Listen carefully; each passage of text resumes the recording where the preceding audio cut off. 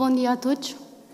Antes de mais, queria pedir para evitarem as entradas e saídas com barulho, porque estão a incomodar tanto os moderadores como os oradores, e já fomos avisados para tal. E mesmo as pessoas que estão na plateia a ouvir, há pessoas que estão-se a sentir incomodadas pelo barulho porque não conseguem ouvir devidamente os oradores. Por isso pedimos para que saiam, mas que tenham respeito por quem está nas mesas e por quem está a ouvir. Pronto, obrigada.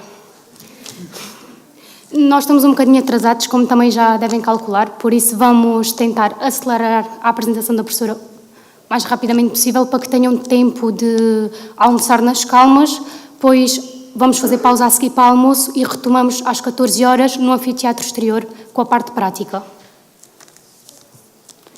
Pronto, o meu nome, para quem não sabe, é Joana Soeiro, sou finalista da licenciatura em Criminologia e, a convite da professora doutora Rita Rola, vim apresentar o livro dela. Queria agradecer a todos por estarem presentes e à professora Rita por se ter mostrado disponível para apresentar o seu livro nas nossas jornadas. Antes de passarmos à apresentação do livro em si, quero referir que no final podem fazer questões à autora, mas terão para tal 5 minutos. Não podemos ceder mesmo esse tempo, por isso tentem ser breves e não fazer questões muito complexas, está bem? Então, intitulado como o papel da justiça do menor na União Europeia, esta obra é a tese reduzida do doutoramento da autora na Universidade de Vigo e elaborada no âmbito do programa de doutoramento intitulado Menores em Situação de Desproteção e Conflito Social. Esta pretende, assim, demonstrar a necessidade de criação de um modelo comum de justiça juvenil na Europa. Sendo esta tese fruto de vários anos de estudo e sendo o doutoramento frequentado em simultâneo com a atividade profissional da doutora, ou seja, a advocacia e a docência universitária, a realização desta foi um grande esforço para a autora. No entanto, a aprendizagem nos ramos de Direito foram uma mais-valia e trouxeram-lhe uma enorme gratificação. A escolha do tema por parte da autora provém da problemática com que nos deparamos nos dias de hoje, pois a delinquência juvenil cada vez mais ganha importância e preocupação nas cidades europeias, não só pela relevância social que possui, mas também porque normalmente são os menores as vítimas dos crimes que praticam. A necessidade de intervir em matéria de liberdade, segurança e justiça, com o desaparecimento das fronteiras dos Estados, na matéria de liberdade, segurança e justiça, com o Peço desculpa. Fez com que fosse necessário articular mecanismos no âmbito europeu destinados a melhorar a cooperação judicial e policial em matéria entre os diferentes Estados-membros. Assim, com o Tratado de Lisboa, o espaço de liberdade, segurança e justiça passou a contemplar a cooperação judicial em matéria penal e a possibilidade do Parlamento Europeu e do Conselho estabelecerem normas mínimas para os Estados-membros, sobretudo nos âmbitos dos crimes especialmente graves e com dimensão transnacional. O princípio de reconhecimento mútuo foi uma revolução nas relações de cooperação entre os Estados-membros, ao permitir que a decisão emitida por autoridade judicial a um Estado-membro seja reconhecida e executada noutro Estado-membro, salvo quando ocorra algum dos motivos que possa negar esse seu reconhecimento. Este novo modelo de cooperação judicial acarreta uma alteração radical nas relações entre os Estados-membros na União Europeia, ao substituir as antigas comunicações entre as autoridades centrais ou governamentais através da comunicação direta entre as autoridades judiciais, ao suprimir o princípio da dupla incriminação em relação a uma lista destinada de crimes irregular como excepcional a rejeição de reconhecimento e execução de decisões. Em consequência, com o estabelecimento de um espaço de liberdade, segurança e justiça, há uma série de crimes que passam a ser de competência europeia, que pelas suas características e repercussões são denominados crimes transfronteiriços. Tendo em conta este marco jurídico, a autora interessou-se fundamentalmente em saber se é possível um processo de harmonização penal e cooperação penal e judicial, quando menores de idade cometem os mesmos crimes, ou seja, saber se é possível uma harmonização em matéria de delinquência juvenil, obrigando a um tratamento jurídico penal diferente ou reservado para os adultos, quando são os menores que praticam esses mesmos crimes. Este tratamento foca-se na educação dos menores e baseia-se numa intervenção mais atenuada, seguindo recomendações dos textos internacionais. Para responder à pergunta que constitui a hipótese partida, pareceu oportuno à autora que esta reflexão se limitasse a um espaço geográfico, ou seja, a autora escolheu Portugal e Espanha para fazer a sua reflexão e o seu estudo, fazendo assim um estudo comparativo entre ambos os sistemas penais de delinquência juvenil. de modo a formar uma ideia das principais diferenças e semelhanças em ambos os ordenamentos, para ver se é possível a aplicação do princípio do reconhecimento mútuo das resoluções penais decretadas pelos órgãos especializados na jurisdição de cada Estado-membro. Por fim, e por ser um tema atual e de grande complexidade, a autora abordou o tema do mandato de detenção europeu e procedimentos de entrega, que são instrumentos jurídico-processual de matéria especialmente judicial. Este livro é ainda analisado a Diretiva e Garantias Processuais de Menores Suspeitos ou Acusados em Processos Penais, que pretende regular os direitos do menor infrator no âmbito da União Europeia. E contém um conjunto de normas mínimas que irá permitir harmonizar os diferentes ordenamentos, facilitando a aplicação do princípio do reconhecimento mútuo de resoluções penais decretadas pelos órgãos jurisdicionais nas jurisdições dos menores em cada Estado-membro. Assim sendo, e sendo formação base da autora em Direito, esta pretende dar com a sua obra a conhecer a importância e a necessidade da criação de um modelo de justiça para jovens comum aos todos os Estados-membros, mostrando-se necessária, assim, a harmonização da legislação penal no que diz respeito a crianças e jovens na Europa. Deste modo, passo então a palavra à autora, porque não há ninguém melhor do que ela para falar sobre a obra e esclarecer todas as vossas questões. Muito obrigada. Bom dia ou boa tarde a todos. Eu prometo não me alongar muito. Antes de mais, quero agradecer o convite do Núcleo de Criminologia da Universidade Fernando Pessoa pelo convite que me interessaram a poder estar aqui a apresentar o meu livro que, como disse a Joana, é fruto da minha tese de doutoramento. O tema, também já como foi dito pela Joana, delinquência juvenil, é um tema que me apaixona muito, não só porque tenho uma paixão grande pelo direito da família e menores, mas também pelo direito penal e o direito processual penal. E assim sendo, unindo os dois temas, ou melhor, unindo as duas áreas de direito, surgiu aqui o meu livro no âmbito da delinquência juvenil. Escolhi os dois países, Espanha e Portugal, não só, em primeiro lugar, porque vivem em Portugal, e em segundo lugar, porque também fiz o doutoramento em Espanha. E logicamente, escolhi estes dois países como para fazer a comparação dos dois sistemas. Iniciei o meu livro por fazer um estudo aprofundado de todos os documentos e diretivas e legislação a nível europeu, para depois chegar a uma conclusão.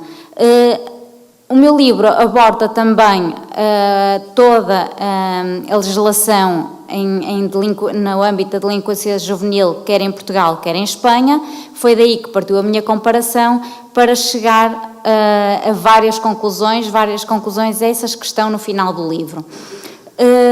O grande problema de tudo aquilo que eu estudei e de que consegui alcançar tem a ver com a idade da maioridade penal nos vários países europeus. Portanto, porque é diferente em todos os países, e daí a grande dificuldade em harmonizar todo o sistema.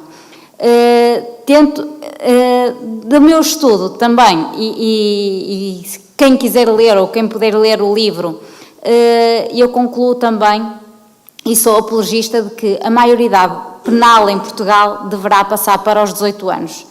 Em Portugal, a idade da maioridade penal são os 16, e eu defendo que deverá ser, por exemplo, como em Espanha, os 18 anos, por inúmeras razões, nomeadamente até pela maturidade dos jovens, que cada vez é mais difícil de se alcançar devido a inúmeras situações sociais. De resto, e para não me alongar muito mais, porque sei que já estão um bocado atrasados os trabalhos da parte da manhã, agradeço uma vez mais o convite que me foi endereçado, e estou disponível para qualquer esclarecimento que me queiram colocar. Os 5 minutos, não é, Joana? Em 5 minutos. Exato. Muito obrigada a todos. Se quiserem, podem colocar as vossas questões.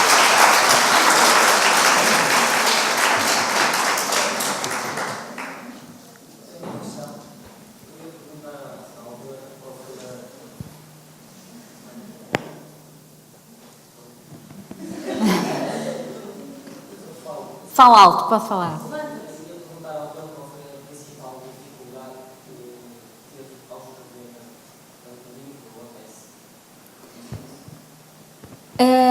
A principal dificuldade que eu tive em escrever o livro foi resumir a minha tese.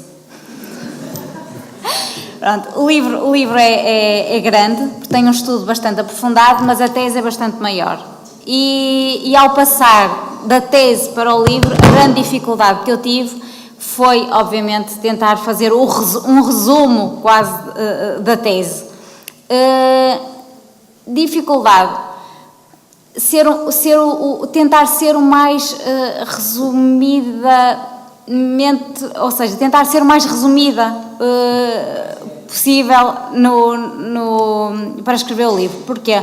Porque há inúmeros diplomas, embora o tema da delinquência juvenil e o tema, tudo que tem a ver com crianças e jovens, fique muito esquecido, e não só em Portugal, mas nos vários países, o tentar descobrir e encontrar todos os diplomas que protejam os jovens e as crianças e onde estejam inseridos os direitos e os princípios das crianças e jovens, talvez fosse esse o trabalho mais complicado, a pesquisa do maior número de diplomas possíveis e depois tentar juntá-los a todos, analisá-los e tentar fazer a comparação nos dois países.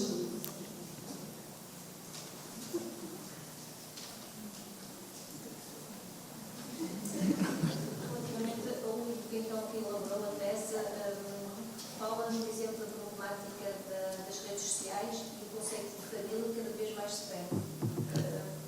Penso eu, não é? Será uma das grandes problemáticas em relação aos nossos menores nos dias de hoje. Sim, ou seja, eu no livro não abordo muito essa problemática da questão das redes sociais, até porque é uma análise, tem a ver mais com a análise, como já foi dito aqui pela Joana, de se é possível aplicar o direito, a lei do reconhecimento mútuo e daí analisar o sistema português e o sistema espanhol nas suas vertentes e saber qual é a grande problemática depois de podermos reconhecer mutuamente as sentenças, mas de outros estudos e de temas que eu vou estudando e vou abordando e também de outros trabalhos que vou fazendo em paralelo, efetivamente o facto, as redes sociais, a falta de uma família, a falta de alguém em que os menores vejam como a figura essencial é sem dúvida o que leva a que o aumento da delinquência juvenil, embora os resultados muitas vezes não sejam esses em termos estatísticos, mas o que é certo é que tem aumentado muito a delinquência juvenil e a falta da figura paterna, do bom pai de família, da família, o facto de os menores e jovens estarem constantemente ligados às redes sociais e as redes sociais atraírem-nos para outro tipo de crimes, e nomeadamente um dos crimes que eu abordo no livro, embora não exista em Portugal, mas que eu achei interessante e que faço tensões de desenvolver, que tem a ver com o terrorismo, que em Espanha existe. Não é? E os jovens são atraídos precisamente pelas redes sociais e pela internet para o crime de terrorismo em menor número, mas em Espanha já tenho, e aliás, Espanha tem uma lei própria para isso e tem medidas próprias para isso, nós não temos ainda, porque ainda não é muito usual ouvirmos, nem existe uma grande escala, mas Espanha tem mesmo já medidas específicas para estes menores que entram no âmbito do crime de terrorismo. Uma questão aí que está a falar agora em relação penso que somos colegas, né? Dos redes sociais, né? Sim. A doutora foi em Sintra e a doutora está no Porto. Que estava também sobre a questão do terrorismo. Ainda há pouco tempo foi introduzida na lei do terrorismo em Espanha a questão do mandante. E aquele acidente quando foi dos comboios em Madrid, né, que morreram centenas de pessoas, julgamentos que o mandante não era pedido porque a própria lei não diz. Nós o nosso já dizia o nosso código. Sim. Agora, também esta questão que aí está, quando se está a falar na questão de Espanha, né, depois a questão do indivíduo espanhol que comete aquele crime, e depois que a pessoa tenha que ver, mas ele depois será punido pela nossa lei. Sim. A lei espanhola é a única da Europa que dá 40 anos de prisão. Depois temos a França, nós estamos em 25, há sempre negociações que passaram lá por ali, enfim, como a Itália, já também está nos 30, mas depois essa questão de como é que irá a ser, portanto, chegando depois a nível da pena, como é que irá ser? Em termos de... Se ela cometer cá, claro, é lógico, como temos os casos dos outros indivíduos que cometem no país, é perante a lei de lá que tem que respeitar, não é? Agora, no caso de menores, mesmo com o interjusto, não sei se vamos conseguir trazer um menor para cá. Não sei qual é a sua experiência, estou sobre isso, eu isso não conheço. Ou seja, este estudo ainda é um bocado, e isto ainda é um bocado embrionário, embora seja e a diretiva que saiu em 2016, Sim. esta diretiva que eu abordo aqui no tema, que não a tinha abordado na tese de doutoramento porque ainda não existia a diretiva, mas existia uma proposta de diretiva. A diretiva é muito recente, é de 2016, e ainda não foi sequer transposta para os ordenamentos jurídicos. Portanto, mas prevê precisamente para que se consiga, pelo menos, que haja este reconhecimento mútuo das sentenças e que um menor possa ser enviado de um país para o outro. Isto porquê? Também pegando na sua pergunta, porque logicamente que os menores, os jovens e os menores devem estar mais próximos da sua família. Pronto. E tendo praticado um crime fora do seu país de origem e serem condenados nesse país, acaba por ficar aqui um bocado debilitada a figura do superior interesse da criança. E quando falamos em criança, estamos a falar de uma criança até aos 18 anos, não é? Portanto, este reconhecimento mútuo é precisamente para fomentar que os menores que pratiquem crimes fora do seu país possam depois cumprir as penas junto da sua família, que deve ser esse não é? o princípio base. Temos ao caso de Inglaterra, caso 6 do 10 de abril, pelo menos um jovem que comete um homicídio, portanto, tem prisão perpétua. Exatamente. Então, o único isto também que, se não sair, iremos ter, será feito. Não se vai ser uma conclusão. Não sabemos o que é que vai agora decidir, mas sim, ainda é algo que ainda está muito embrionário, mas esperemos que seja desenvolvido e que seja aplicado mesmo. Mas também já a questão que falou aí, portanto, a relação em Espanha, 16 anos ou maioridade? 18. Aos 18, aliás, mas, por exemplo, estás em Inglaterra aos 16. Sim. Já também temos aos 18. Só que as pessoas às vezes esquecem que após 16 eles já vão para o estabelecimento profissional. Aqui em Portugal?